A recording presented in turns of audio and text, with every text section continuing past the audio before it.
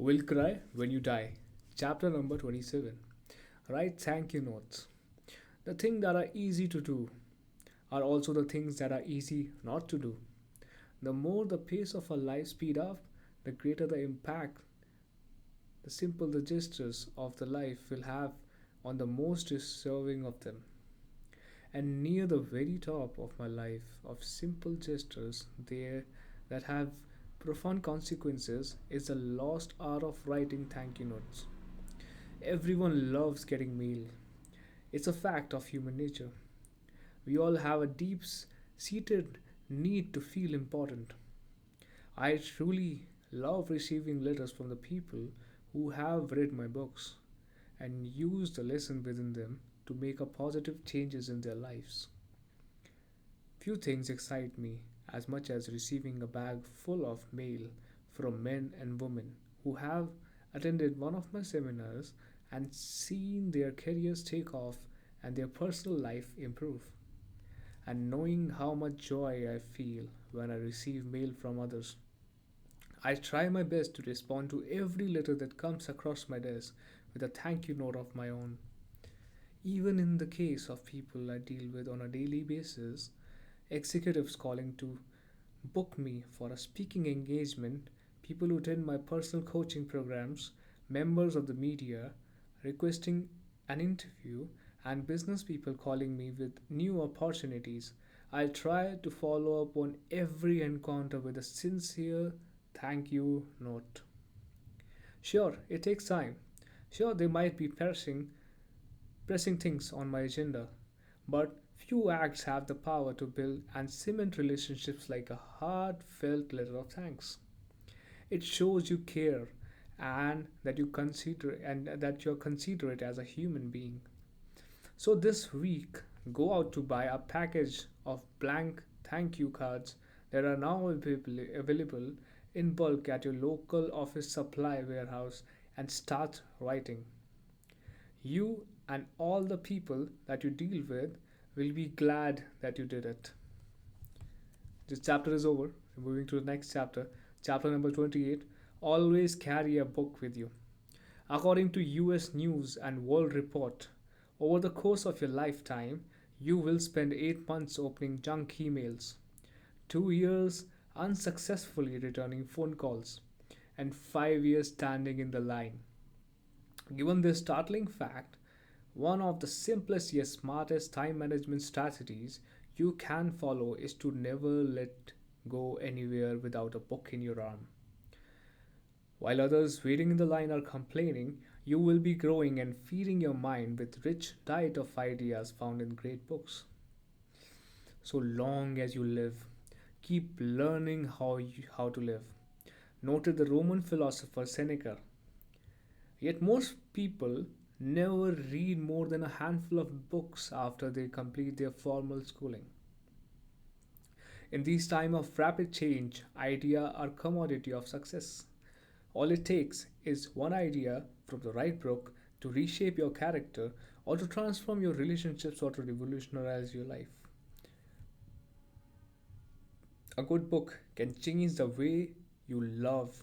As a philosopher Henry David Thoreau observed in Walden, there are probably words addressed in our condition exactly, which, if we could really hear and understand, would be more salutary than the morning of the spring to our lives, to our lives, and possibly put a new aspect on the face of things for us.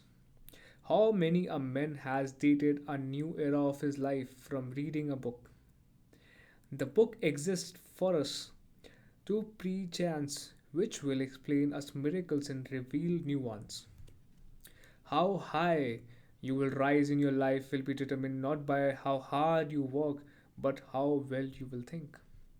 As I say in my leadership speeches, the greatest leaders in this new economy will be the greatest thinkers. And the person you will be 5 years from now will come down to two preliminary influences: the person you associate with and the books you read. I often joke in my seminar audiences that I play Cinderella tennis. I try hard but I never quite make it to the ball. Yet I play tennis with someone better than I am, and something almost magical happens to my game.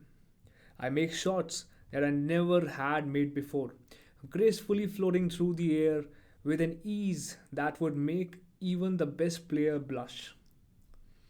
Reading good books create much of the same phenomena. When you expose your mind to the thoughts of the greatest people who have walked on this planet, you and your game improves. The depth of your thinking expands and you rise to a whole new level of wisdom. Deep reading allows you to connect with the world's most creative, intelligent, and inspiring people. 24 hours a day, Aristotle, Emerson, Seneca, Gandhi, Trudeau, Dorota, Bronte, and many of the wisest women and men who grace our planet today are just waiting to step their knowledge, waiting to share their knowledge with you through their books. Why wouldn't you seize an opportunity as often as you could? If you have not read today, you have not really lived today. And knowing how to read but failing to do so puts you in exactly same position as a person who cannot read but want to read. Chapter number 29. Create a love account. Mother Teresa once said, "There is no great acts, there are only small acts done with great love." With small acts done with great love, you can do today you can do today to deepen the bonds between you and the people you value the most. What random acts of kindness and senseless acts of beauty can you offer to someone in an effort to make his or her day a little bit better? The irony of being more compassionate is that the very act of giving to others make you feel better as well. To practice being more loving, create a love account. Each day, make a few deposits in this very special reserve by doing some small act of joy to the life of someone around you. Buying your partner fresh cut flowers for no reason at all, sending your best friend a copy of your favorite book, or taking the time to tell your children in no uncertain terms how you feel about them are all good places to start. If there is one thing that I have learned in life, is that the life little things are the big things. Those tiny daily deposit into the love accounts will give you far more happiness than any other amount of money in the bank account. As Emerson said so eloquently, with the rich heart, wealth is an ugly beggar. Or as Cholsrow wrote, the means to gain happiness is to throw one out on oneself like a spider in all direction an adhesive web of love, and to catch all that comes. Chapter number 30. Get behind people's eyeballs. One of the deepest of all the human hungers is the need to be understood, cherished, and honored. Yet, in the fast paced days we live in, too many people believe that listening involves nothing more than waiting for the other person to stop talking. And to make matters worse, while that person is speaking, we are too often using that time to formulate our own response rather than emphasizing on what the point they are making. Talking the time to truly understand another's point of view shows you the value that he has to say and care about him as a person.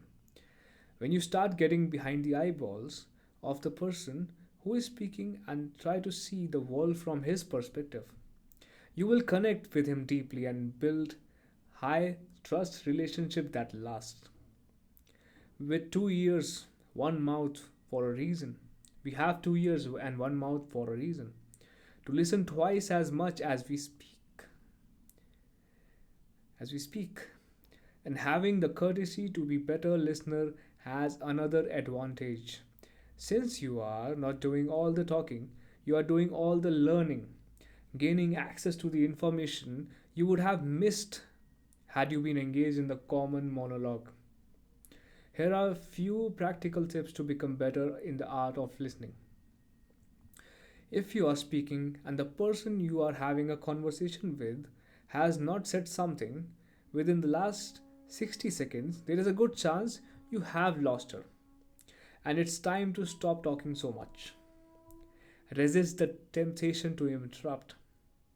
Catch yourself before you do so and pay more attention to the content of what other person is saying to you. If appropriate, that is in a business setting, take notes. Few things more readily show the other person in a conversation that you are genuinely wishing to learn from what she has to say than putting out a notepad and making notes while she is talking. After the other person makes a point, rather than immediately responding with your opinion, reflect upon what you have just heard.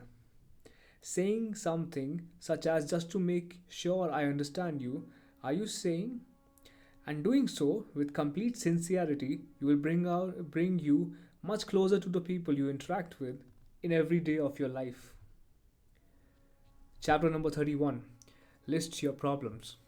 A problem well stated is a problem half solved, said Charles. There is something very special that happens when you take out a piece of paper and list every single of your problems on it. It is very much like a peaceful feeling you get after telling your best friend about something that has been troubling you for weeks. A weight somehow falls on your shoulders. You feel lighter, fall from your shoulder. You feel lighter, calmer, and freer.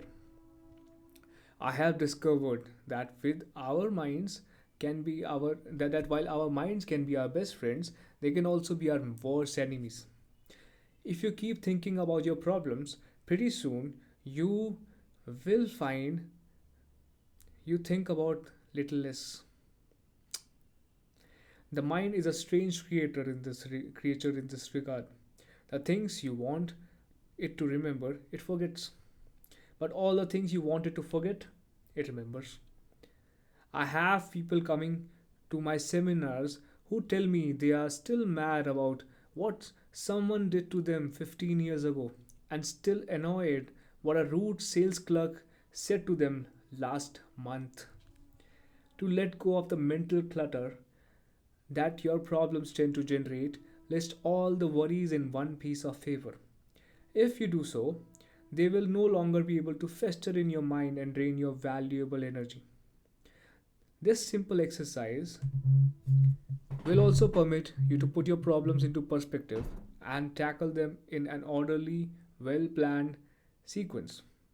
Among the many successful people who have used this technique as a martial arts master Bruce Lee and Winston Churchill, who once said, "It helps to write down half a dozen things which are worrying me. Two of them say disappear about nothing can disappear about two, nothing can be done, or it's no use worrying, and two perhaps can be settled." By this, chapter number 31 is over. Thank you.